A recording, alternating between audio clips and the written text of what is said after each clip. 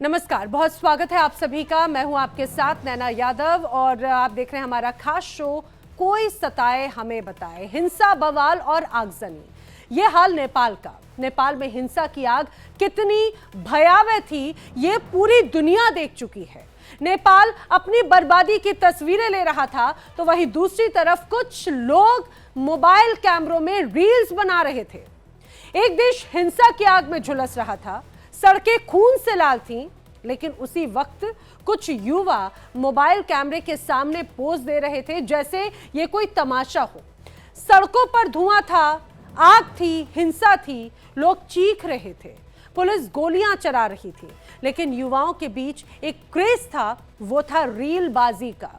ये सिर्फ नेपाल की कहानी नहीं है, यह हमारी सोच का आईना भी एक तरह से बन चुका है। सोशल मीडिया हर तरह से कहा जाए, हर कोई सोशल मीडिया पर है। सोशल मीडिया पर हर दर्द, हर हिंसा, हर मौत एक वायरल वीडियो में बदल जाती है। एक वीडियो वायरल होता है जिसमें एक युवा लड़का डांस करता हुआ रील बनाता हुआ नजर आता है और वीडियो के बैकग्राउंड में जलता हुआ संसद भवन साफ तौर से नजर आता है, कुछ इस तरह से। ये जो आप देख रहे हैं ना, इसी तरह से पीछे आपको हिंसा की आग भड़की हुई नजर आएगी, लेकिन उसके आगे ये शख्स नाच रहा है और रील बना रहा है। बैकग्राउंड में संसद भवन जलता है, उसके सामने युवा लड़का डांस करता है, गले में नेपाली झंडा लगाए, सफेद रंग की टी शर्ट पहने ये लड़का ठुमके लगाता है, वीडियो बनाता है। वीडियो रिकॉर्ड करने वाले शख्स को बाकायदा वो हेलो गाइस बोलते हुए भी सुना जा सकता है। ये वीडियो सोशल मीडिया पर खूब शेयर किया जा रहा है और सिर्फ ये वीडियो नहीं, कई ऐसे वीडियोस जो हैं जो लगातार देखने को मिल रहे हैं। आइए आपको कुछ तस्वीरें दिखाते हैं। तस्वीरों के माध्यम से आप बखूबी समझ पाएंगे कि किस तरह से हिंसा की आग में जल रहा नेपाल, लेकिन एक तरह से सोशल मीडिया पर अलग रूप में नजर आया। ये दो तस्वीरें आप जरा देखिए। नेपाल अपनी हिंसा की आग में झुलस रहा था, दूसरी तस्वीर में यहां पर युवाओं का रील बनाने का क्रेज खत्म होता नजर नहीं आता।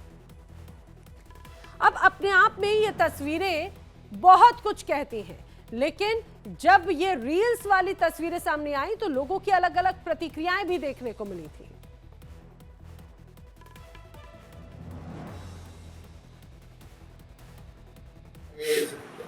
रील बनाने में व्यस्त ना होते कि घटनाएं हो रही हैं, रील बना रहे हैं। अगर बीच बचाव करते या पक्ष में कुछ समझाते उसमें तो इतनी घटनाएं बढ़े ना।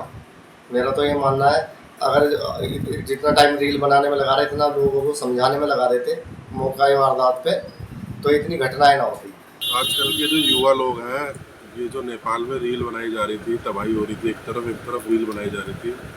शायद ये युवा अगर रील ना बना के किसी को समझाते, मार काट बच रही थी, जलाया जा रहा था, ये सब चीज़ें रोकी जा सकती थी।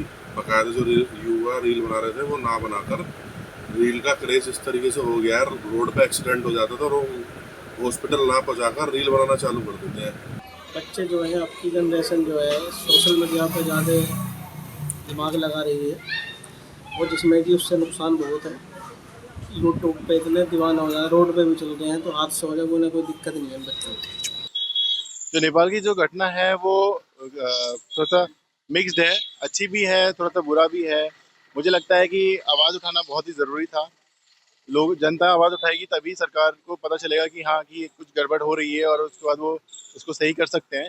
और मुझे ऐसा लगता है जो जान और माल का जो नुकसान हुआ है वो थोड़ा सा मुझे लगता है कि ज़्यादा हुआ है। ये जो घटना है वो एक तरीके से सही भी है, मैं सहमति इसके पक्ष में हूँ और इसके खिलाफ भी हूँ एक तरीके से।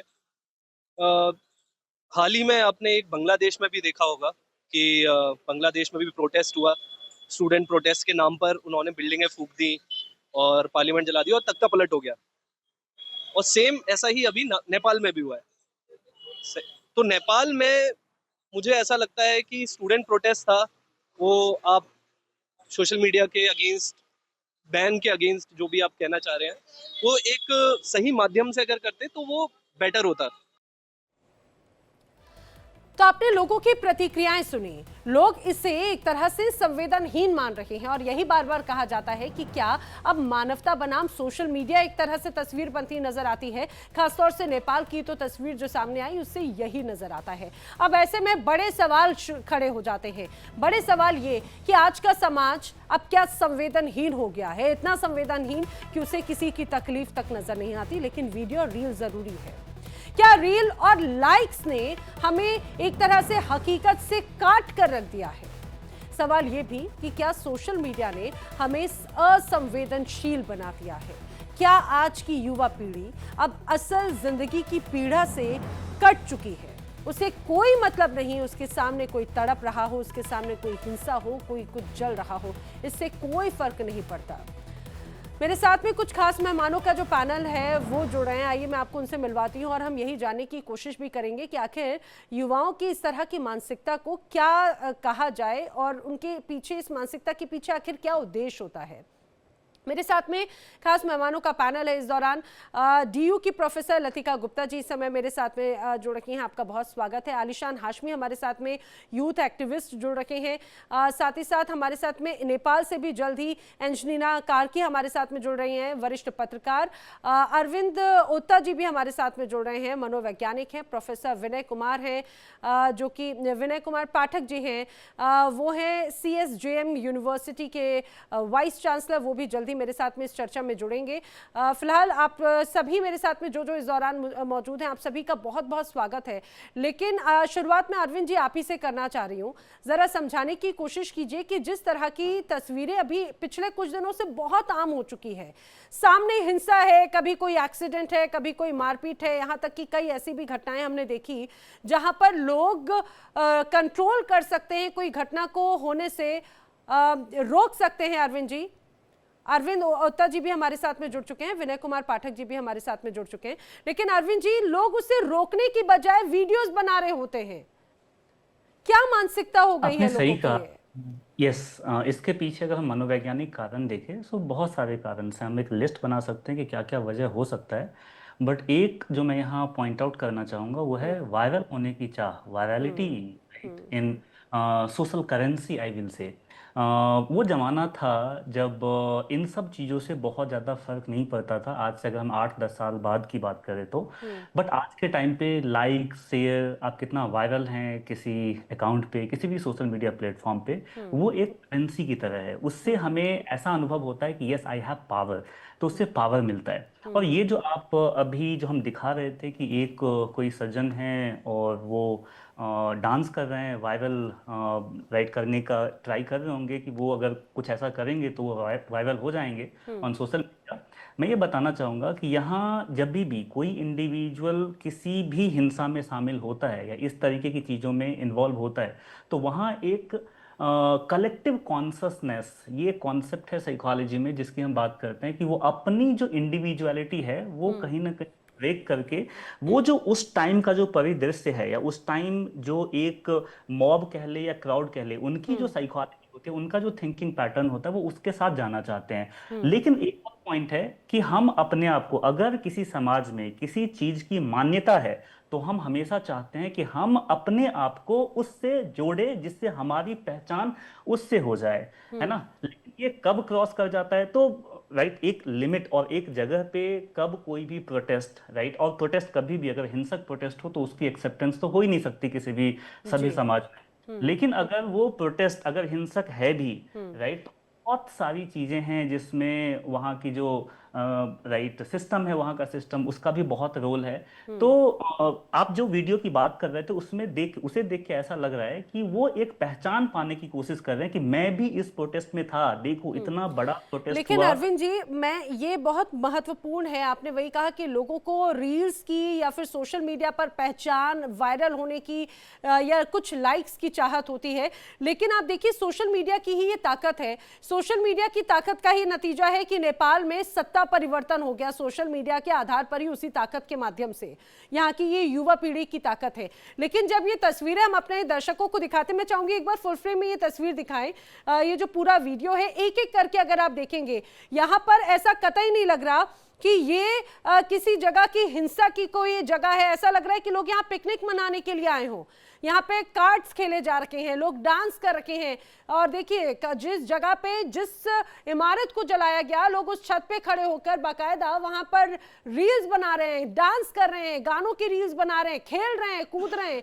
ये बड़ी अलग तरह की तस्वीर है और ये वाकई में चिंता का विषय बन जाती है। ये असंवेदनशीलता को दर्शाती है। ठीक है, ये कहा जा सकता है कि ये युवा यहाँ पर अपने उद्देश्य को पूरा होते देख उसके लिए, उसके प्रति खुशी जरूर जाहिर कर रहे होंगे कि भाई उन्होंने एक तरह से उन्होंने माना था कि यहाँ पे सरकार के खिलाफ एक्शन लेना है, सरकार को उखाड़ फेंकना है। लेकिन प्रोफेसर लतिका जी, लेकिन ठीक है, हर चीज का ये कहा जाए कि अपनी इच्छा पूरी होते देखकर वो उनका एक रिएक्शन हो सकता है, लेकिन क्या इतनी ज्यादा संवेदनाएं खत्म हो गई हैं?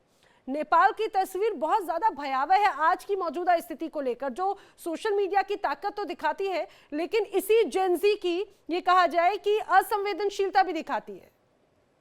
नैना जी, मैं नहीं इस शब्द का इस शाम इस्तेमाल करना चाहूंगी कि ये असंवेदनशीलता दिखाती है, क्योंकि युवा होने का मतलब ही है कि हम वो करें जो थोड़े थके हुए बड़े लोग या राष्ट्र राज्य नहीं पसंद करते हैं। लेकिन ये ऐसा क्यों कर रहे हैं, अगर हमें इसे समझना है तो हमें खुद अपनी संस्थाओं की संस्कृति पे जाना पड़ेगा।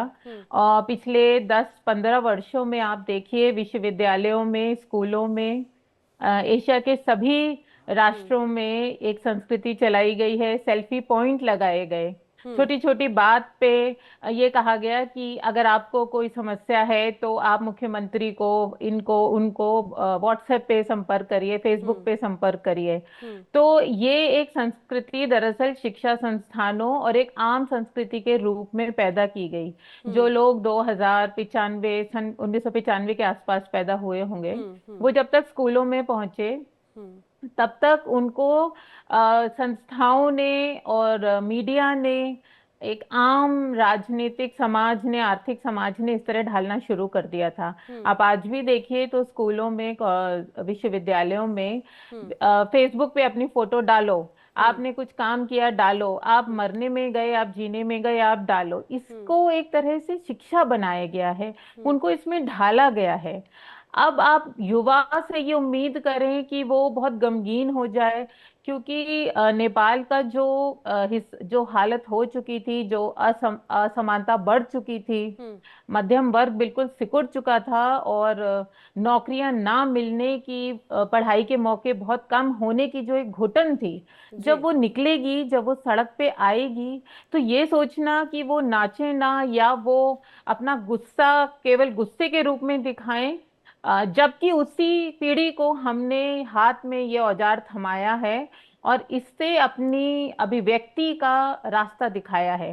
तो मुझे लगता है कि हमें चिंता को थोड़ा कहीं और रखना चाहिए कि जब ये हिंसा के लिए, हिंसा तक बात पहुंची ही क्यों, युवा का गुस्सा, युवकों का गुस्सा, बिल्कुल, देखिए ये तो अपने आप में एक बहुत बड़ा गंभीर विषय है लतिका जी। लेकिन मुझे ऐसा लगता है कि एक बात ये भी समझनी चाहिए कि जब ये युवा ये बाकायदा जानते हैं कि उनके जो हित हैं, उनके जो अधिकार हैं, उनका हनन हो रहा है, ये युवा इतने जागरूक हैं जब इन्हें पता है कि इनकी इस ताकत का ये इंपैक्ट हो सकता है कि एक देश के प्रधानमंत्री को इस्तीफा देना पड़े, यही वो युवा हैं जो अपनी ताकत को बखूबी समझते हैं कि अपनी मर्जी के अनुसार अपनी सरकार या अपनी इच्छा के प्रधानमंत्री को चुना जा सकता है। नहीं, बिल्कुल भी नहीं। ये तो बड़े बड़े जो समाजशास्त्री हैं, राजनीतिक वैज्ञानिक हैं, वो भी अचंभित हैं कि ये जो एक हल्का सा जो एक प्रोटेस्ट शुरू हुआ था वो इतना बड़ा कैसे हुआ, क्योंकि कुछ ही महीनों पहले नेपाल में इसी तरह के युवक सड़क पे उतरे थे, लेकिन उसे दबा दिया गया था। ये दबा नहीं, वरना जिस तरह चाइना का काफी बड़ा हाथ रहा है, अगर ऐसा होता, पता होता कि ये इतनी बुरी तरह से संगठित हो रहे हैं और इतने बड़े स्तर पे पहुंच जाएंगे, तो जाहिर है चाइना या दूसरे देश भी इसको नियंत्रित करने में कुछ भूमिका निभाते। ये नहीं हुआ, यह अप्रत्याशित था। बड़े बड़े लोग अचंभित हैं कि ये कैसे बढ़ता गया। और फिर आप देखिए कि युवाओं के खिलाफ जिस देश ने अपनी आर्मी उतारी, आप अपने युवाओं से आप भी तो बात नहीं कर पा रहे। जो अभी कुछ लोग कह रहे थे कि भाई बातचीत करनी चाहिए थी, तो हमारे राष्ट्र राज्य के लोग, वहाँ के मंत्री, वहाँ के विश्वविद्यालय और स्कूलों के शिक्षक भी तो उनसे बात नहीं कर पाए। तो संवाद सिर्फ उससे क्यों हो, संवाद वही क्यों शुरू करे जो पीड़ित है? वो तो बहुत समय से करना चाह रहा था। ये तो पूरे राष्ट्र की विफलता थी, पूरी मीडिया की थी कि वो एक संवाद की जरूरत को इतनी बड़ी नहीं बना पाई, तो वो इस तरह के संवाद पे उतरे। और युवाओं से हमारी ये उम्मीद बहुत गलत है कि वो बहुत ही शांत और सभ्य रूप से बिल्कुल बैठ जाएं, जबकि हमने उन्हें गुस्सा दिखाने का, सरकारों के प्रति उनका गुस्सा दिखाने का ये रास्ता हम ही ने दिखाया है। ठीक है, और लेकिन मुझे लगता है कि लतिका जी, अभी भी जब यहाँ के युवा या फिर ये जब पीढ़ी अपने शायद मोबाइल को जब दोबारा अपने स्क्रीन पर देखेंगे इसी तरह की चीजों को, क्या उनके मन में ये चीज आएगी? आलिशान हाशमी जी, क्योंकि आप यूथ एक्टिविस्ट हैं, आप युवाओं की बात को उसी तरह से उठाते हैं। प्रोफेसर लतिका जी ने जो बात कही उससे कितना इत्तेफाक रखते हैं, जरा ये बताइएगा। और ये भी जरा समझाइएगा कि युवा जब दोबारा अपने मोबाइल फोन को देखेंगे और जब देखेंगे कि पीछे हिंसा हो रखी है, लोगों की जानें गई हैं, इस हिंसा के बीच में भी लोगों की जानें गई हैं, एक्टिविस्ट जो थे उनकी तो जान गई है, लेकिन इस आगजनी में भी कई लोग जो हैं वो प्रभावित हुए हैं, तो क्या वो इन तस्वीरों को देखकर खुश होंगे? आलिशान जी, अनम्यूट कर लीजिएगा प्लीज अपने ऑडियो को।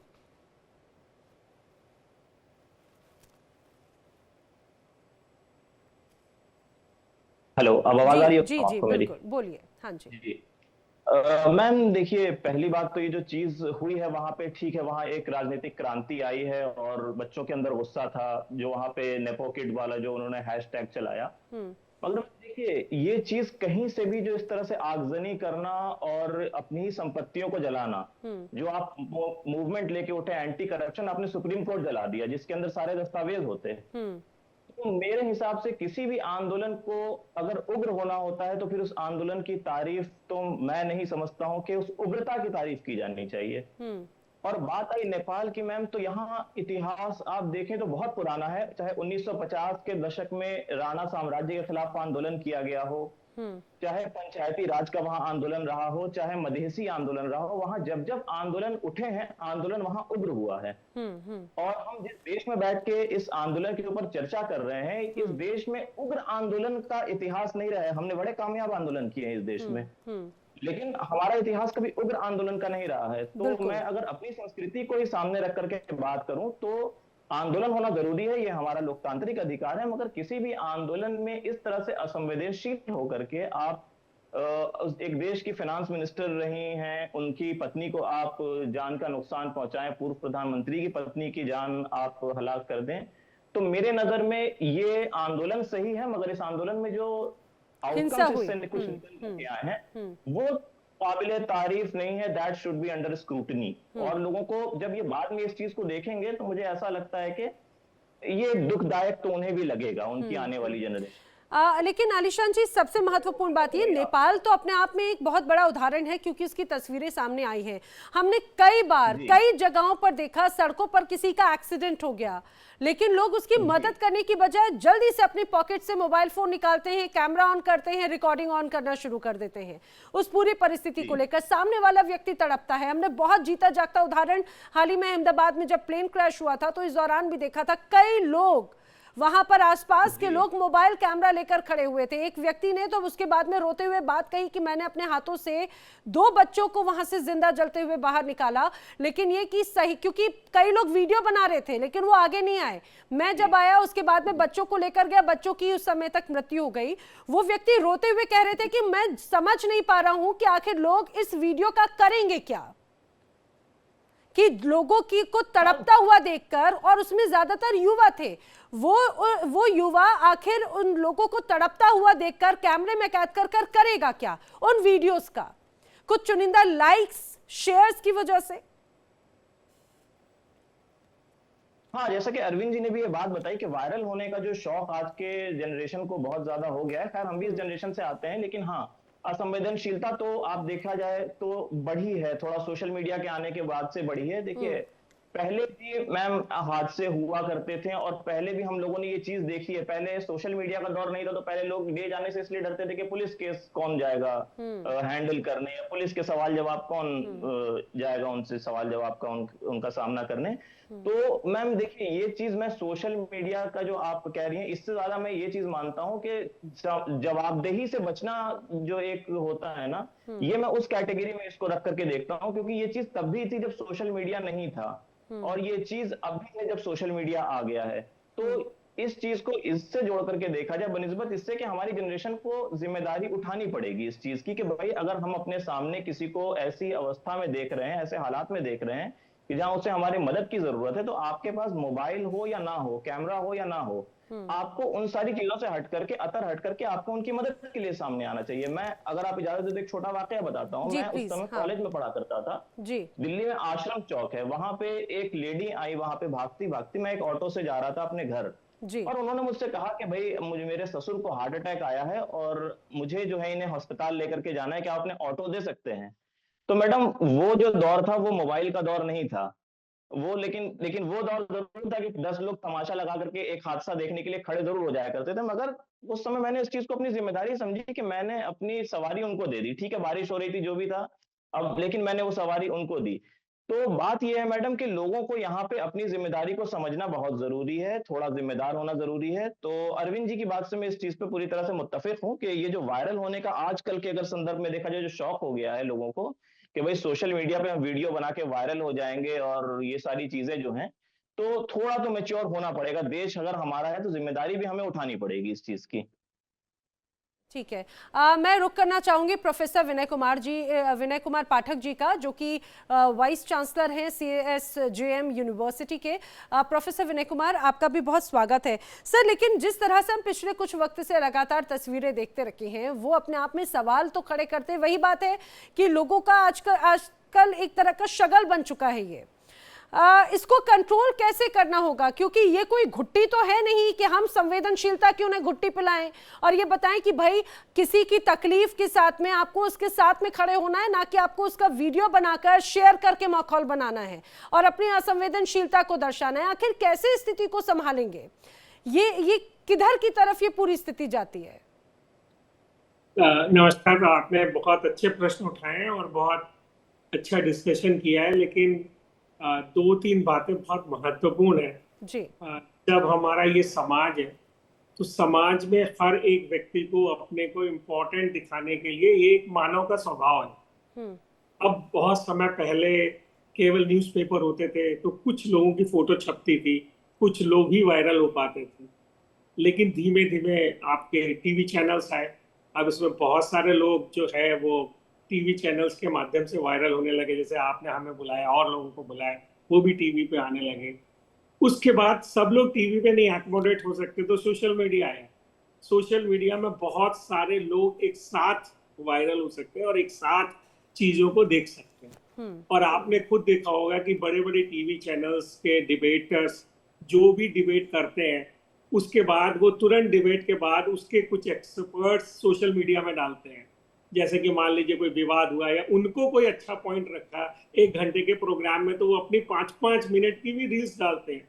जैसे आज रात को अगर आप देखेंगे, सभी चैनल्स के बड़े एंकर्स जिनका नाम है वो भी अपनी रील डालेंगे। वो समाज के लिए इम्पोर्टेंट है कि नहीं है, लड़ाई है कि नहीं, वो क्या नैरेटिव सेट कर रहा है, इसके बिना ही जाने। आज ये जो यूथ है जिसकी बात अभी हम लोगों ने करी है, यूथ अपने को रिप्रेजेंट करने के लिए वीडियो रील्स बना रहा है। वीडियो रील्स, सोशल मीडिया के फायदे और नुकसान तो हर टेक्नोलॉजी के होते हैं। जैसे आपने अखबार में पढ़ा होगा कि 3-4 दिन पहले किसी एक व्यक्ति ने सुसाइड का नोट भरा, लेकिन जैसे ही उसने अपनी वीडियो फोटो में डाली, वो सोशल मीडिया से कनेक्ट हो गए, पुलिस मुख्यालय गया और तुरंत पुलिस ने उसको बचा लिया। बिल्कुल, देयर आर पॉजिटिव पॉइंट्स कि रील का पॉजिटिव पॉइंट है, या आपको रील से कुछ पता लगा, या आप बहुत सारी वीडियोस है, जैसे कल आपने कर्क का असैसिनेशन देखा, उसके बाद की उसकी जितनी वीडियो रील्स हुई, तो आपको तुरंत जो है उसने FBI ने उसको जो है 24 घंटे के अंदर पकड़ लिया, उसके असैसिनेटर को। और बहुत सारी ऐसी चीजें हैं, बहुत सारे ऐसे भी सोशल मीडिया के एंगल्स हैं कि जब आप घटनाओं को करते हैं, जैसे आज आपने इन लोगों को दिखाया, तो जब अभी लैंड लॉ आएगा अपना, तो ये जितने भी आपको दिखे या जितने भी लोग इसमें अराजक हैं, उनकी वीडियो रील किसी ने कनेक्ट की होगी, और वो वीडियो रील से आप बहुत सारे इंस्टेंसेस जो पहले एकदम गुत्थी बने रहते थे, सॉल्व भी नहीं होते थे, वो भी सॉल्व हो सकते। देखिए बिल्कुल ये बात आपने बहुत अच्छी कही सर, क्योंकि कई बार यही सोशल मीडिया जो है वो प्रॉब्लम सॉल्वर के तौर पर भी नजर आता है सर। लेकिन मैं चाहूंगी, एक सेकंड सर, लेकिन मैं चाहूंगी जरा पीसीआर वो वीडियोस भी एक बार टीवी स्क्रीन पर हम दिखाएं। ऐसा लगता है लोग पिकनिक मनाने आए प्रोफेसर विनय कुमार जी।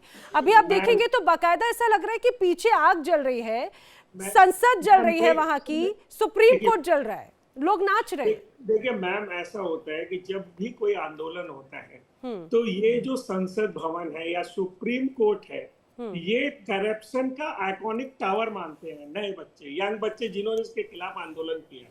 और आप खुद देखते होंगे कि इसको वो संसद भवन और हम सुप्रीम कोर्ट को सैक्रोसेंट मान रहे हैं, पर जो यंग बच्चा है, जैसे वो होटल जला, उसका रेक्सन होटल जला, तो उनको लगता है कि ओली के बेटे ने पूरा नेपाल का पैसा इकट्ठा करके इस होटल में डाल दिया। हमें दूर से दिख रहा है कि होटल जल रहा है, प्रॉपर्टी जल रही है, पर उनको ये दिख रहा है कि नहीं, ये एक आइकॉन है करप्शन का और ये हमारे पैसे से कुछ है।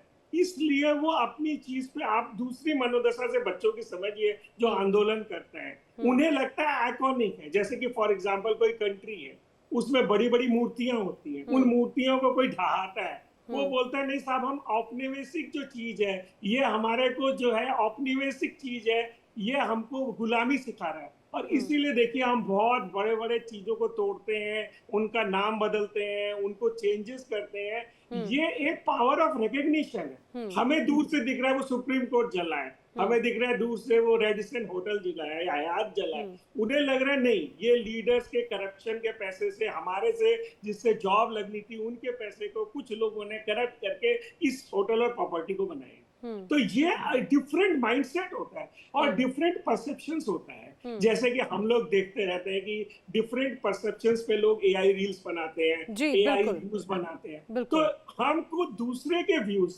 वो भी इम्पोर्टेंट है। और आप इस बात को याद रखिए कि पूरे वर्ल्ड में सबसे पहला सोशल मीडिया का रेवोल्यूशन नेपाल का है। एक फेसबुक की पोस्ट पे हुआ है। इसको करने के लिए बड़ी बड़ी क्रांतियों को, लतिका जी भी शायद बता रही थी और कोई बता रहा था कि बड़ी बड़ी क्रांतियों के लिए लोग बढ़ते हैं। चीन को पता था, किसी को नहीं पता था, and it was a spontaneous sporadic आंदोलन जो फेसबुक के माध्यम से हुआ है कि हमारा नेपाल कल का कैसा हो, इसी ब्लॉग पे डिस्कशन के लिए ये जेनजी आए थे। तो ये जेनजी का भी पहला आंदोलन है और फेसबुक का भी पहला रेवोल्यूशन। बिल्कुल, ये अब इसके बाद कल रात को न्यूज आई है कि इक्वाडोर में भी हुआ है ऐसा ही एक जेनजी का आंदोलन। तो इस बात को मानिए कि ये सोशल मीडिया ऐसे पॉइंट्स को, जिसको पॉलिटिकल पार्टी लोगों तक महीनों सालों तक लगता था इस पॉइंट को उठाने के लिए, कि एक फेसबुक की पोस्ट से इतने लोग साथ आए और साथों के साथ कुछ एंटी सोशल एलिमेंट्स जरूर आए होंगे। लेकिन प्रोफेसर विनय कुमार जी, ये बात आपने बिल्कुल सही कही कि ये जिसे हम कहते हैं कि भाई आज की जो जनरेशन है या आज का जो पूरा दौर है वो डिजिटल दौर है, करेंसी डिजिटल है, आप और हम अभी डिजिटल माध्यम से ही कनेक्ट हुए हैं एक दूसरे के साथ में। डिजिटल पावर बहुत स्ट्रांग है, ये हर चीज बदलने का मादा रखती है। लेकिन अपने आप में अब ये जो पहला रिवॉल्यूशन डिजिटली, और आजकल तो आने वाला वक्त भी कहा जाता है कि आज का अब जो अगला वॉर होगा वो भी शायद डिजिटल वॉर ही होगा, जिस साइबर वॉर जिसे हम कहते हैं, वो तस्वीर बहुत वो नजर आती है। लेकिन अरविंद जी, फिर तो ये तस्वीर और भी ज्यादा चिंता का विषय है, और भी ज्यादा गंभीर हो जाता है। फिर स्थिति को कंट्रोल कैसे करेंगे? क्योंकि अग्रेशन तो आज खासतौर से ये वो एज ग्रुप रहता है जिसमें अग्रेशन बहुत भरकर होता है। ये कहा जाए कि हर चीज को बदलने की इच्छा होती है और लगता है कि बस अगर अभी नहीं हुआ तो हम इसको ऐसे ठीक कर देंगे। वो अग्रेशन कई बार जब ओवर हो जाए तो वो और घातक हो जाता है। किसी भी रूप में हिंसा को हम जस्टिफाई नहीं कर सकते। जी हाँ, एक फ्रस्ट्रेशन एग्रेशन हाइपोथेसिस है जो हमें ये बताती है कि अगर फ्रस्ट्रेशन बहुत लंबे टाइम तक बना रहे और सिस्टम से उसे कोई समाधान नहीं दिखे, तो एक समय आने के बाद उसका कन्वर्जन हो जाता है एग्रेशन में। अभी हम डिस्कस किया भी कि ऐसा होता है कि किसी को नीड हो, कोई एक्सीडेंट किसी का हो जाए, जब उसको जरूरत है हम रील बनाते हैं। तो ये जो बाइस्टेंडर इफेक्ट है, बाइस्टेंडर इफेक्ट यूजुअली उस सिचुएशन में काम करता है जहां कोई इंडिविजुअल इंजर्ड है और वहां बहुत लोगों की प्रेजेंस हो, है ना। और बहुत लोगों की जब प्रेजेंस होती है तो हर के मन में ये विचार आता है कि मैं ही क्यों, बहुत सारे ऐसे लोग हैं जो इनकी हेल्प कर सकते हैं, और सबके, लगभग सबके मन में ऐसे ही विचार आता है। और जो हमने जहां से बिगिन किया था, जहां से स्टार्ट किया था, कि फिर वायरल होने वाली जो चाह है, जो सोच है, वो इतना प्रबल हो जाता है कि उनको लगता है किसी ने तो उसकी हेल्प की होगी, किसी ने एम्बुलेंस कॉल किया होगा, तो मैं वायरल हो सकता हूँ इस कंटेंट को बना के, है ना। ये जो पॉइंट है वो बहुत इंपॉर्टेंट है। आप कह रहे हैं कि इसका समाधान क्या है। तो समाधान दो तीन अलग अलग जगह से आ सकता है। एक समाधान नो डाउट वो सिस्टम से ही आएगा कि जब किसी जगह या किसी समाज में जब फ्रस्ट्रेशन दिखे तो उसको सही समय पर हम उसका समाधान निकाल सकते हैं जिससे वो एग्रेशन में कन्वर्ट नहीं हो। दूसरा, हमें सेंसिटाइज करना पड़ेगा। हम अभी डिस्कस कर भी रहे हैं कि अगर कहीं कोई आंदोलन हो तो आंदोलन इतना उग्र ना हो कि जो भी नेपाली भाई हैं हमारे, जो बहनें हैं वहाँ, वो अब जो प्रॉपर्टी का नुकसान हो रहा है या पिछले कुछ दिनों में हुआ है, सबसे ज्यादा खामियाजा उन्हीं को भुगतना है आने वाले समय। बिल्कुल। और उन्होंने एक ऐसा एग्जाम्पल भी सेट कर दिया जिसका आगे इस एग्जाम्पल को यूज करके और भी कुछ ऐसे छोटे मोटे आंदोलन हो सकते हैं, और जहां ये एग्जाम्पल दिया जाएगा कि देखो हमने नेपाल में ऐसा कुछ किया था, इतने बड़े स्तर पे आंदोलन स्थापित करके, आंदोलन करके। तो इस अभी इस समय बहुत ज्यादा कुछ किया नहीं जा सकता, लेकिन जब ये सब कुछ संभलेगा, जब शांत होगा, तो हमें अलग अलग शैक्षणिक स्तर पे हमें ये बताना पड़ेगा कि किस तरीके के बिहेवियर को समाज एक्सेप्ट कर सकती है और कहाँ जाके हम ये बिहेवियर एक्सेप्ट नहीं करेंगे। एक बात और मैं बताना चाहूंगा जो थोड़ा सा अलग है, जो आपके व्यूअर को एक पर्सपेक्टिव देगा, जो साइकोलॉजिकल कॉन्सेप्ट है। होता क्या है, आप जो भी देख रहे हैं, हमने एक डी इंडिविजुअलाइजेशन की हमने बात की कि जब भी इंडिविजुअल किसी मॉब का या किसी क्राउड का हिस्सा होता है तो होता यह है कि वो अपनी इंडिविजुअलिटी ब्रेक करता है। और साथ में जब ये रील का कॉन्सेप्ट आप ऐड कर देते हैं तो हमारे ब्रेन में एक एरिया है जिसको हम वेंट्रल टेगमेंटल एरिया, वीटीए, या न्यूक्लियस अकम्बेंस एरिया कहते हैं, जिसको एज अ होल हम मेसोलिम्बिक सिस्टम कह सकते हैं, जो डोपामाइन रिलीज करता है। तो अगर डी इंडिविजुएशन और ये मेसोलिम्बिक सिस्टम का अगर कॉम्बिनेशन देखें तो वो हमें इतना ज्यादा उत्साहित करने लग जाता है, जिसमें हम ये भूल जाते हैं कि क्या समाज के लिए, क्या खुद के लिए सही है और क्या गलत है। तो ये जब दोनों मिलता है एक जगह आके, राइट, तो ये इस तरीके का रूप ले सकता है। I am not commenting on those particular protest, वो प्रोटेस्ट कहाँ तक सही था, कहाँ के बाद गलत हो गया, मैं उस पर कमेंट नहीं कर रहा हूँ। लेकिन राइट, ये हिंसक और अति हिंसक, राइट, जो आंदोलन देखते हैं उसमें इस दोनों का मिक्सर और इस दोनों का मिक्स वो जरूर नजर आया। लेकिन प्रोफेसर लतिका, जो बात अभी अरविंद जी कह रहे हैं उसी को एक और पॉइंट ऐड करते हुए मैं चाहूंगी जरा आप बताइए, ये इस तरह के आंदोलन फिर उसके बाद में आने वाले वक्त के लिए एक मिसाल नहीं बन जाएंगे, एक स्टेट मार्क सेट कर देंगे क्या? नहीं, देखिए, ये कोई पहला आंदोलन नहीं है। और मैं हल्का सा प्रोफेसर पाठक को भी याद दिलाना चाहूंगी कि 2020 में जब ब्लैक लाइव्स मैटर ने दोबारा जोर पकड़ा था, हालांकि वो पहली बार 2012 में हुआ था, तब भी उसमें सोशल मीडिया का पूरा उपयोग हुआ था।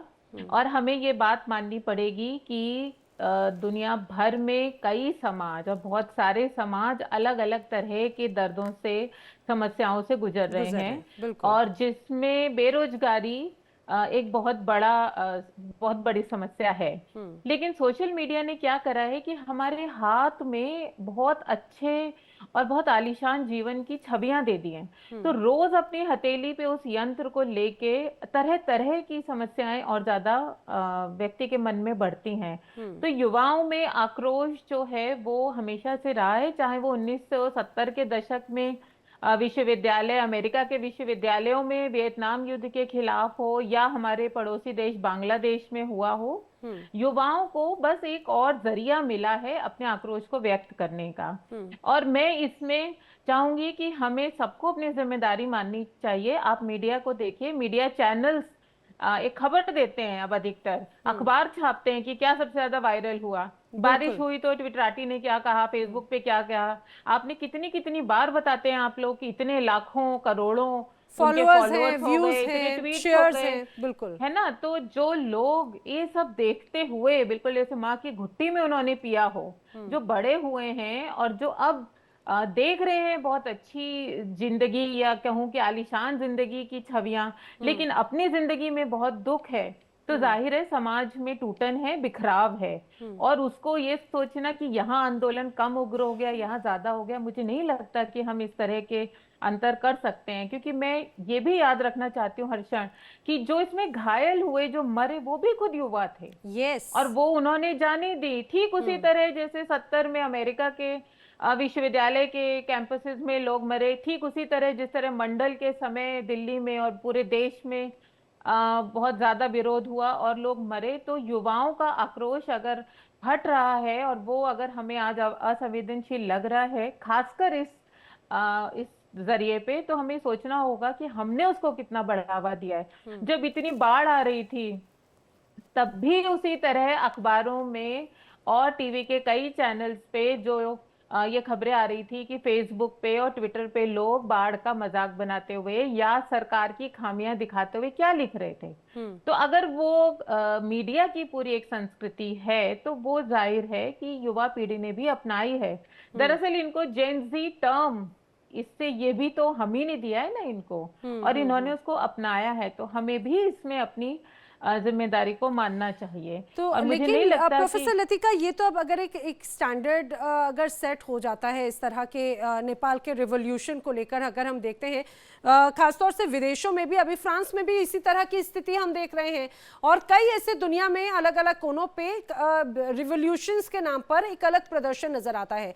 लेकिन अगर हम एशिया की बात करें, एशियन कंट्रीज में, वो भी भारत के इर्द गिर्द की अगर हम बात करें, तो यहाँ पर एक अलग तरह की स्थिति, यहाँ की संस्कृति भी बहुत ज्यादा डिफर है। खासतौर से अगर हम दुनिया के दूसरे कोनों की बात करें, यहाँ पर वो हिंसा वाली प्रवृत्ति एक तरह से नजर नहीं आती, वो रिवॉल्यूशनरी एक्शंस उस तरह से अब पिछले कुछ वक्त से देखा जाना लगा है।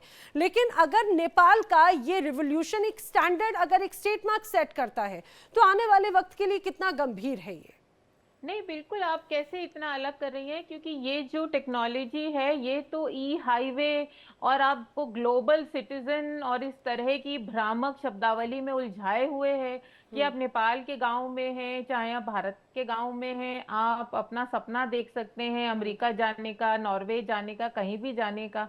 यही वो टेक्नोलॉजी है जिसको दे के सरकारों ने बोला कि सही के हाईवे पे जाने की जरूरत नहीं है, तुम ई हाईवे से यहाँ वहां पहुंच सकते हो। तो मुझे नहीं लगता कि हमें बहुत घबराना चाहिए क्योंकि कोई मानक बन रहा है, क्योंकि ऐसी ही छवियां बांग्लादेश से आई थी, ऐसी ही छवियां ब्लैक लाइफ से आई, ऐसी ही छवियां थोड़ा दुखद या दुख देने वाली पैलेस्टीन से भी आती हैं। और आपका मन ये सोचता है जरूर कि जहाँ पे इतना दुख है, इतनी हिंसा है, इतनी मौत है, वहां पे भी लोग क्यों बना रहे हैं। तो हमें मानना पड़ेगा कि जो हमने मास मीडिया को और ज्यादा मास सार्वजनिक मीडिया किया है, तो उसमें लोग हर तरह से कहेंगे।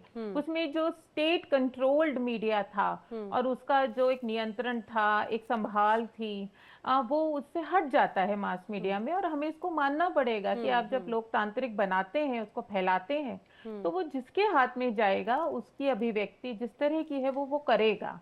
मैं इसको लेकिन मैम, मैं अभी कुछ रील्स का अगर जिक्र करूं, क्योंकि सोशल मीडिया पर अब पिछले कुछ वक्त से हम कोई भी प्लेटफॉर्म देखें, फेसबुक, इंस्टाग्राम, सोशल मीडिया, अगर हम ट्विटर पर देखें, स्नैपचैट, शेयर चैट्स, हमने जो भी एप्लीकेशंस ये कहा जाए लोगों के मोबाइल फ़ोन में हो, जब हम वो वीडियोज़ अगर देखते हैं, इवन यूट्यूब पर भी, तो रील्स किस रूप में नज़र आती हैं? लोगों की लाशें पड़ी हैं, लेकिन उसके पीछे चल रहा है म्यूज़िक।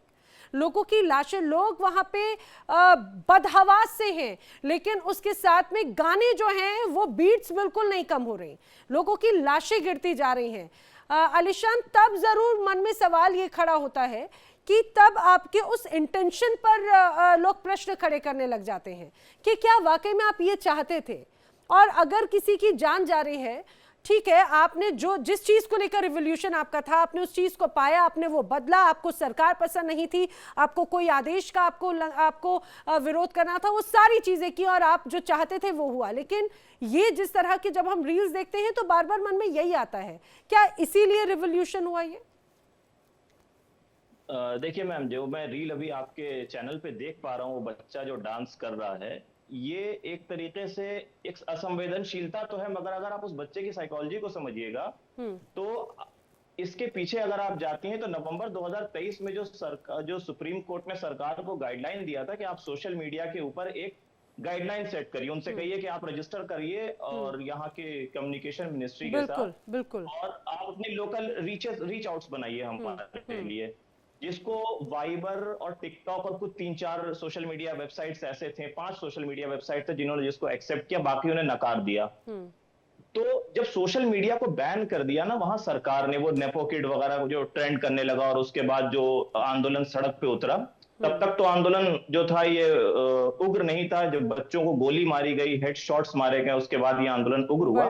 तो ये एक तरीके से उन सरकार को भी ये बच्चे जो है वो एक तरीके से अपनी मानसिकता के साथ देखे तो वो चढ़ा रहे हैं। नहीं, मैं बिल्कुल मानती हूँ, क्योंकि देखिए ये वही इन्फ्लुएंसर्स हैं, खासतौर से कहा जाए जो आज के वक्त में ई बिजनेस का दौर है, आज का वक्त जो है ई कॉमर्स का दौर है, सोशल मीडिया सबसे मजबूत ताकत है। कई लोग इन्फ्लुएंसर के तौर पे उनका पूरा ये करियर उस पर आधारित है। जब कई एप्लीकेशंस जब बैन की गई तो लोग अपने परिवारों तक से कट गए, इसमें कोई दो राय नहीं। ये अपना संदेश दे रहे हैं कि भाई आपने जो किया उसके बाद में देखिए अभी भी हम उसी रूप में जश्न के तौर पे मनाते हैं। मैं कह रहा हूं, और वहां पे बड़े बिजनेसेस हैं, पर वहां टूरिज्म चलता है, विदेश में लोग रहते हैं, और जितनी गुर्बत थी वहां पे, आपको पता होगा अभी के 15,000 नेपाली युवक जो है यूक्रेन जाकर के लड़ रहे थे रशिया की तरफ से $4,000 पे। तो वहां पे ये चीज बहुत थी कि तुम्हारे बच्चे विदेश जाते हैं तो वो गुची का बैग लाते हैं और हमारे जो बच्चे जा रहे हैं वो ताबूत में लिपट के आ रहे हैं। उस चीज का भी बड़ा गुस्सा था। मगर ये बात जो आपने कही कि किसी की लाश जल रही है और वहां पे खड़े होकर के आप इसका तांडव कर रही हैं, नाच कर रहे हैं, ये चीज कभी भी संवेदनशीलता को नहीं दर्शाती है और ये चीज सराहनीय नहीं है और दुख पहुंचाती है। बहुत ही आपको ये चीज परेशान करती है ये दृश्य। मगर एक मैं आपको फिर वही बताऊंगा कि नेपाल का ऐसे आंदोलन का एक इतिहास रहा है। 1950 से लेकर के आप मधेसी आंदोलन तक आ जाइए, 1960 के दौर में, फिर मैंने आपसे वही पिछली बार कही बात कि पंचायती राज का आंदोलन, जन आंदोलन, तो नेपाल में जब भी आंदोलन हुए हैं उन्होंने ऐसी ही शक्ल अख्तियार की है कमोबेश। और क्योंकि मेरा घर जो है नेपाल से नजदीक लगता है, मैं मोतिहारी चंपारण का रहने वाला हूं और मेरे घर के बगल में ही नेपाल है, और हम तो कहते हैं कि नेपाल के साथ रोटी बेटी का रिश्ता है। बिल्कुल। तो मधेसी आंदोलन जो था उसके कई मतलब उसकी समझिए कि आगे भी देखिए हमारे कई ऐसे लोग थे जो वहां पे जाना करते थे घूमने फिरने के लिए, किसी कारोबार के सिलसिले में कोई वहां रहा करता था, तो कोई छोटी छोटे दुकानों में वहां नौकरियां किया करता था। तो हमने देखा है उस आंदोलन की जो भयावहता है, अपने करीबी नजरों से देखी है हमने उसको। तो नेपाल है मैडम, इस चीज का इतिहास रहा है जो कि हमारे देश में ऐसा नहीं है कभी भी। हमने बहुत आंदोलन देखे और ये देखिए हम लगातार देखते रहे हैं इस तरह के वीडियोस को लेकर, सिर्फ नेपाल ही नहीं बल्कि हिंदुस्तान में भी। वही मैं बात कर रही हूँ प्रोफेसर विनय कुमार पाठक जी कि हम हिंदुस्तान में भी देखते हैं लोग इस तरह से जब भी कोई घटनाएं होती हैं, लोग पहले वीडियोस बनाना ज्यादा उसको प्रायोरिटी देते हैं। लोगों की मानसिकता क्या हो गई है, वो पहले तो कानून भी था बाकायदा कि भाई आप लोगों की मदद कीजिए, अगर कोई एक्सीडेंट हुआ है तो आपको उससे कोई दिक्कत नहीं होगी बल्कि आपको और सराहा जाएगा, आपको प्रोत्साहित किया जाएगा। लेकिन अब वो भी सारी चीजें बहुत पीछे रह गई। अब तो किसी के साथ में घटना होती है, कई बार हम देखते हैं सड़क पर लोग एक दूसरे को मार रहे होते हैं, उसे कोई रोकना नहीं चाहता। कई बार किसी लड़की के साथ में बदतमीजी या फिर बदसलूकी हो जाती है, लोग उसे वीडियो में जरूर कैद करेंगे लेकिन उसे कंट्रोल नहीं करेंगे। आपको नहीं लगता इस तरह से वीडियो बनाना या फिर वीडियो शेयर करने पर भी कोई सख्त कानून होना चाहिए कि लोग शायद उस चीज की गंभीरता को समझें? मैम आपने क्वेश्चन तो बहुत अच्छा पूछा है, लेकिन मुझे ऐसा लग रहा है कि जो मेरी मेमोरी कह रही है जी कि इसकी शुरुआत जब से ये टेलीविजन मीडिया आया था, प्रिंट मीडिया से, तब से कुछ कुछ शुरुआत हुई थी। और आपने देखा होगा और आप लोगों के बीच में भी बहुत डिबेट्स होती होगी कि कई ऐसी घटनाएं हैं जहां पे व्यक्ति मर गया या उसके साथ हादसा हुआ है और जर्नलिस्ट जो है वो माइक लेकर उसके सामने खड़ा है, पूछ रहा है क्या है क्या है। तो कुछ टीवी चैनल्स अपने टीआरपी बढ़ाने के लिए इस तरीके का काम शुरुआत नहीं, लेकिन प्रोफेसर विनय कुमार पाठक जी, मैं बहुत माफी के साथ में आपको ये चीज जरूर बताना चाहूंगी, बहुत जिम्मेदारी के साथ में समझिएगा, क्योंकि बहुत गंभीर विषय है ये। बहुत जिम्मेदारी के साथ में ये कि अगर कभी कोई घटना होती है, अगर आप वीडियो देखेंगे आपको सीसीटीवी फुटेज नजर आएगा।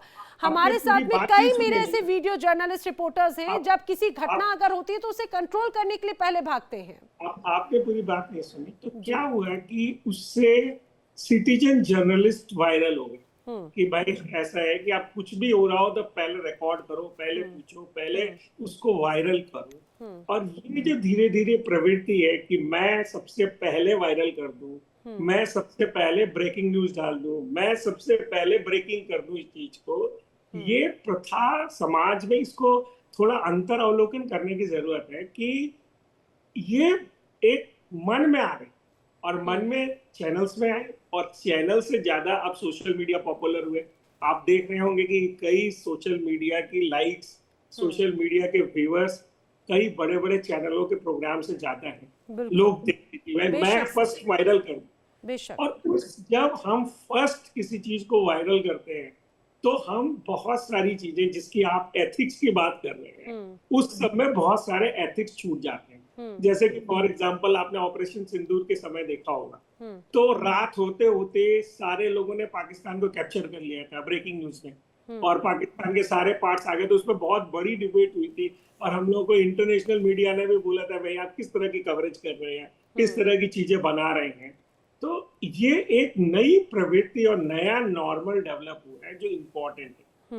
जहां तक नेपाल की बात है या जहां तक किसी घटना की बात है, आज सभी में ये रहता है कि भाई पहले छोड़ो, पहले हम वायरल कर दें, या हम पहले चैनल को भेज दें, या हम पहले करते, बाद का काम हम बाद में करेंगे। तो ये जो एथिक्स वाला मामला है, ये किसी कानून से तो हल हो नहीं सकता, क्योंकि ये सामाजिक प्रॉब्लम है, ये सोसाइटल प्रॉब्लम है। और जब तक हम इन चीजों को सोशल सैंक्शन देते रहेंगे कि भाई आप फर्स्ट हो, आप फर्स्ट हो, आपने ब्रेकिंग है, आप पहली बार नेपाल पे पहुंचे हो, आप जो है वो जलने के बीच में पहुंचे हो, आप जलने के बाद पहुंचे हो, आप जलने से पहले पहुंचे, और वो ब्रेकिंग आप करते रहेंगे, तब तक मुझे नहीं लगता कि कोई कोड ऑफ कंडक्ट, क्योंकि जो मीडिया और सोशल मीडिया का कोड ऑफ कंडक्ट है वो सोसाइटी का है। और जब तक सोसाइटीज, और आपने तो एडिटर्स गिल्ड और ये सब बनाया है, और तब भी हम लोग देखते हैं कि किस तरीके का हमारा सोसाइटल है और समाज का ऐसा रिफ्लेक्शन है। जहां तक नेपाल की प्रॉब्लम है, मैं चूंकि नेपाल की यूनिवर्सिटीज का, पूरी कंट्री का प्रेसिडेंट हूँ यूनिवर्सिटीज का, और मैं पिछली बार नेपाल गया था, तो मैं नेपाल के स्टूडेंट से मिला, तो नेपाल में बहुत सारे लोग हम लोग के जैसे पुराने समय में गाड़ियां चलाने ईरान, इराक और गल्फ कंट्री जाते होंगे, वो जब लौट के आए हैं तो उनकी लगभग सब कंपनीज का प्रोडक्शन बंद हो चुका है कम्युनिस्ट पार्टी के समय। और वो बोलते थे कि साहब जब राजशाही थी तो हमारे पास इतनी कंपनीज थी, हम कुछ तो प्रोड्यूस करते थे, ज्यादातर प्रोडक्शंस वहाँ, ज्यादातर चीजें या तो इंडिया की हैं या चाइना की हैं। नेपाल के खुद का प्रोडक्शन नहीं है, खुद का जॉब नहीं है। और ये जो एक इम्पोर्टेंट बात है जिसको अभी लतिका जी भी कह रहे थे, हम सब लोग मानते हैं, संवाद की कमी। जब जब संवाद की कमी होती है तब तब जो है आंदोलन जन्म लेते हैं। आंदोलन कितने वायलेंट होते हैं, क्या होते हैं। अब नेपाली लोग जो है वास्तव में उनकी गोरखा रेजिमेंट इंडिया बहुत यूज करती रही है, वो उस तरह की कम्युनिटीज हैं, क्योंकि नेपाली बहुत सैनिक में आप देखें, नेपाली लोग अच्छे टीचर्स, अच्छी हॉस्पिटैलिटी और अच्छे सैनिक, ये तीनों, और ये हिली स्टेट्स में रहा है। ऐसा नहीं है कि जब उत्तराखंड और उत्तर प्रदेश बना है तब भी एक बड़ा आंदोलन हुआ था और हिंसक हुआ था उस समय भी। तो ये जो कम्युनिटीज हैं ये काफी बहादुर होती है और काफी बहादुरी से लड़ती है। तो मुझे लगता है ये जो नेपाल के बच्चों का मामला है, इसमें कहीं ना कहीं जो पॉलिटिकल लोग हैं, समाजशास्त्री लोग हैं और मीडिया के लोग हैं, उसको समझ ही नहीं पाए कि समाज के अंदर ये चर्निंग चल रही है, समाज के अंदर ये रेवोल्यूशन चल रहा है। तो जैसा कि अभी कोई बता रहा था कि जब मीडिया ने नहीं किया, लोकतंत्र ने नहीं किया, लेकिन प्रोफेसर विनय कुमार जी, मुझे ठीक है, मुझे लगता है कि कई गलतियां, कई कुरीतियां, जिसका दंश जो है आने वाले वक्त में और भी ना ज्यादा बिगड़े, मुझे आपको नहीं लगता कि अब वो वक्त है, ये this is the high time. अगर अब सबको चीजें समझ में आ रही हैं, कमियां नजर आती हैं, तो सुझाव भी नजर आते होंगे, तो ये लगता है कि भाई this is the high time, क्योंकि कोई भी चीज हमेशा उससे आगे ही बढ़ती है, पीछे नहीं जाती। अगर अग्रेशन है तो अग्रेशन आगे की तरफ ही जाएगा। तो वो तस्वीर और भी ज्यादा गंभीर हो सकती है। प्रोफेसर विनय कुमार जी, फिर मैं लतिका जी का इसी पर रिएक्शन। मैम आपको ये बात बताना चाहता हूँ कि हम लोगों ने पहले दिन के तो सारे वीडियोस देखे हैं, लेकिन अगले दिन उसी जेनजी ने कैसे पूरी रोड साफ की, कैसे पूरी प्रॉपर्टीज वापस की, कैसे लोगों की मदद की, उसके भी सैकड़ों वीडियोस हैं जिन पे हमने कोई चर्चा नहीं की।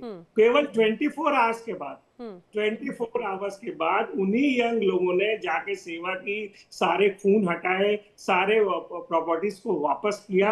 वो भी वीडियोस अवेलेबल, लेकिन उन वीडियोस पे चूंकि वो वीडियोस बहुत सारा टीआरपी शायद ना बना पाए, नहीं तो ऐसा वो नहीं है।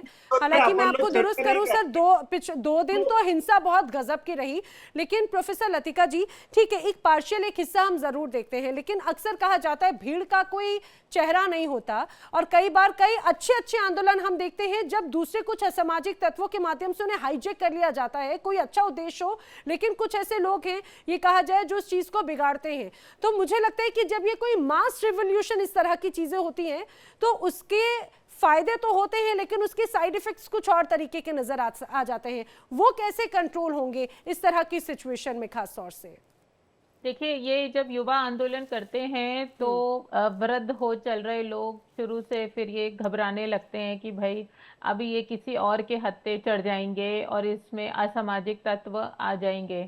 तो और वो आ जाते भी होंगे, कई बार नहीं भी आते होंगे, तो भी मुझे लगता है कि सबसे पहले तो ये आंदोलन क्रांति बनेगा कि नहीं बनेगा, अभी ये वक्त बताएगा। जिस हालत में नेपाल है, जहाँ 75 साल के नेता, 80 साल के नेता और पिछले 25 साल से वही आपस में पाली बदल खेल रहे थे। कभी मिलजुल के सरकार बना रहे हैं, कभी एक दूसरे के विपक्ष में बैठ जा रहे हैं, फिर अलग हो जा रहे हैं, 1 साल के बन रहे हैं, 10 साल के बन रहे हैं।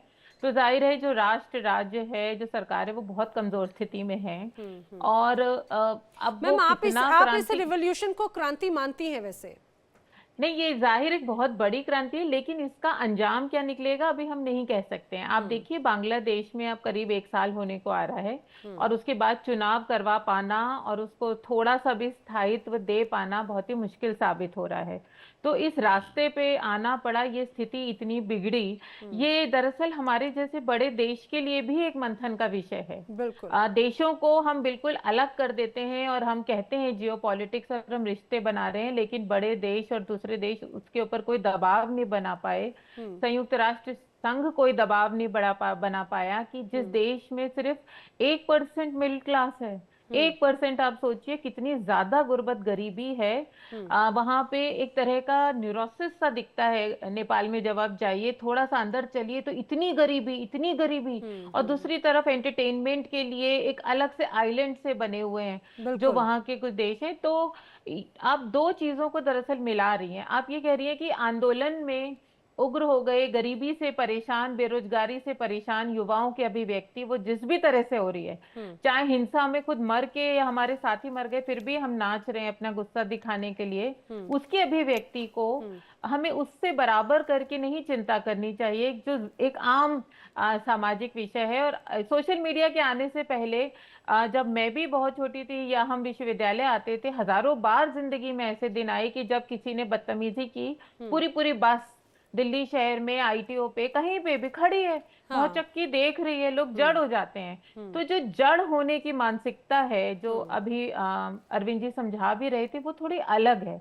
और उसमें मैं कहूंगी कि ये कम से कम रिकॉर्ड करते हैं तो हमें पता चलता है। भले ही मैं खुद सोशल मीडिया से पीड़ित एक शिक्षक हूं और मैं सोचती हूँ कि ये भ्रम भी बहुत सारा पैदा करती है, लेकिन आज हमें ये मानना पड़ेगा कि जो यंत्र हमने युवाओं को हाथ में दिया अभिव्यक्ति के लिए, जिसको पूरी मीडिया ने, मैं कहूंगी सरकारों ने बहुत ज्यादा उसको बढ़ावा दिया, उसकी एक हिस्सा है ये, और हमें इसको स्वीकारना चाहिए। उसका एक प्रतिरूप है। लेकिन अरविंद जी, अब चूंकि हम आखिर की तरफ हैं, अगर आप आखिर में जल्दी से कुछ ये समझा पाएं कि जो असंवेदनशीलता जो बढ़ी, उसको संवेदनशीलता में कैसे बदला जा सकता है, ये चीज और आगे ना बढ़े।